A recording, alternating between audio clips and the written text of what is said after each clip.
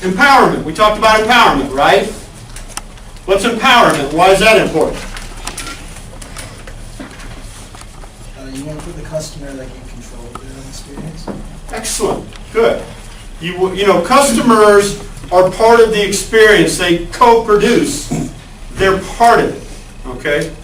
And so you want to give employees empowerment in order to make that happen. All good stuff. All right. Now, Oh, no. My flash drive. this could be a problem. All right. Well, look at it. Okay. Today we're going to talk, actually for the next couple of days, we're going to talk about tourism. Okay? And why it's important in the hospitality industry. Is anybody taking the basic tourism class right now? All right. Who are you, Dr. Cardonis? G. Lean. Okay. I'm taking that class. Some of this is going to look familiar to you. Some of it is going to be new. Okay. So, all right, again, you know I like quotes, right? So here's another one of my favorite quotes. Travel is fatal to prejudice, bigotry, and narrow-mindedness. In fact, if you go to my office door right now, you will see this quote on the door. Okay? It was quoted by a guy by the name of Sam Clemens, better known as Mark Twain. Excellent. Somebody tell me what their interpretation of this is. Travel, and we can put in parenthesis tourism, is fatal to prejudice, bigotry, and narrow-mindedness. What did Mark Twain mean by that? What's your interpretation? If you see like other cultures, once you like are in them, you'll put any like other thoughts you outside and you actually see it. Good, I like that. Good. What else?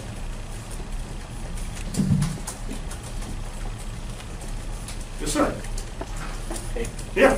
Like prior to going to a destination, you might think like they're all about one thing, or they're like a lesser culture or something like that. But until you go, like as soon as you go and like see the place and the beauty or like all the things that make up that place, you want to understand it. Excellent. Yeah. I mean, you guys are getting into the spirit of what Mark Twain had to say. And if I can add to that, you're exactly right. You know, we grow up and we have different people tell us different things about, you know, these people are stupid or these people are lazy. Stereotypes, right? And if that's what you hear, you might believe that. Until you go out and you actually meet those people and you figure out really quick, well, that's not necessarily true. And I'm going to use the example of my father. He passed away last spring, but I tell the story all the time, and he knows I tell it, and he's okay with it. He's still okay with it. All right, my dad grew up in the hills of West Virginia in coal country. Anybody from West Virginia coal country? Okay. Okay. It was a very homogeneous culture. What do I mean by homogeneous? Yes, ma'am. Everything's the same. Everything's the same. People dress the same. They look the same. They talk the same. Everything is pretty homogeneous. And so my father, in talking to his friends and relatives, said certain things. It doesn't take too much imagination to imagine what, white coal miners said about every other culture in the world. And my dad grew up believing all of this stuff. Okay? Anybody foreign was suspect and not to be trusted. Okay? So my father at 18 goes into the Air Force.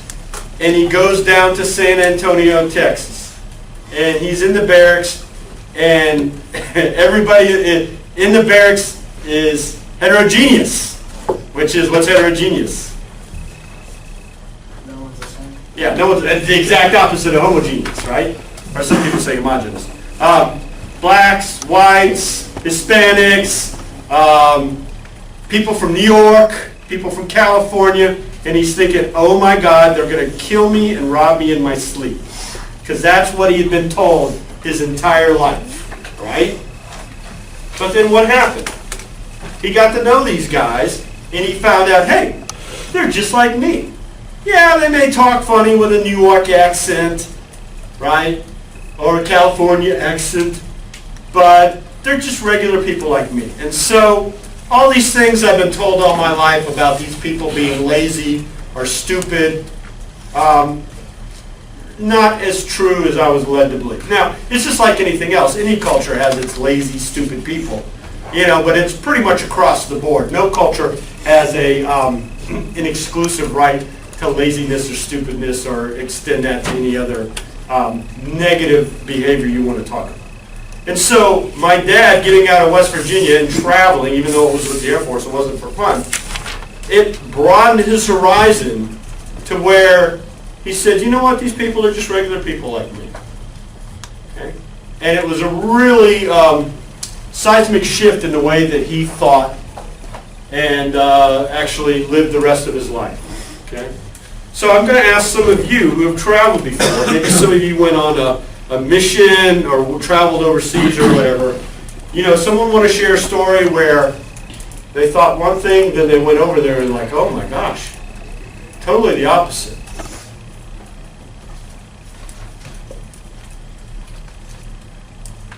Come on. Yes, ma'am. I guess I went to Italy for 3 weeks after my freshman year. And I guess from the food that I'd eaten here in the United States, it was completely different from where it actually was over in the country. What we think of as Italian food in America is not real Italian food. Yeah. Even in New York, you get Americanized Italian. But that's a good example. Good. Who else? Let me say this another way. Ladies, has anybody ever had a life-changing experience traveling? I mean, where it literally flipped your thinking 180 degrees. Yes, sir. Yeah, I went to Guatemala my junior year of high school, and I originally went down there. It's to build houses and like a charity trip with my school. But like they would always just let us out into we were in Antigua in Guatemala, and so obviously my initial thought was poverty-ridden, violent, whatever. And while some of that is true, there's a lot of stray dogs, there are a lot of homeless people, whatever. The people were amazing.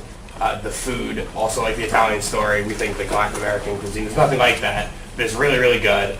The people were great. I had walked into town square, played some pickup soccer with some of the workers, just really cool all the way around, and just learning to be more open, and there's a lot more than America or what you think is, acceptable or fun or, whatever. There's just a lot more out there. Yeah. Did it change your life? I mean, the way you looked at things when you Absolutely. went Absolutely. and when you came back, you probably were a lot more appreciative of what you have here.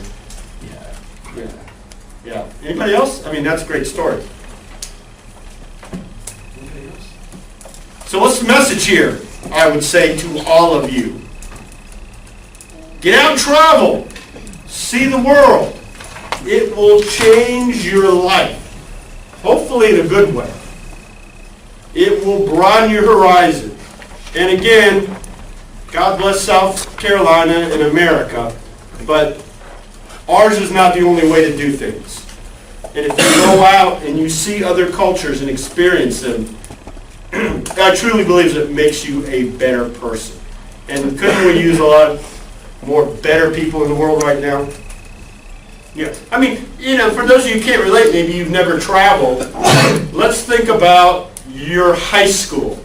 Many of you went to a very homogeneous high school. Everyone looked the same, took the same classes, drove the same car. And then you come to the University of South Carolina, and you just have to look around the room here and see, we've got a lot of representations of different cultures here. And for some of you, that was a culture shock, Oh my God, look at all the different people around here.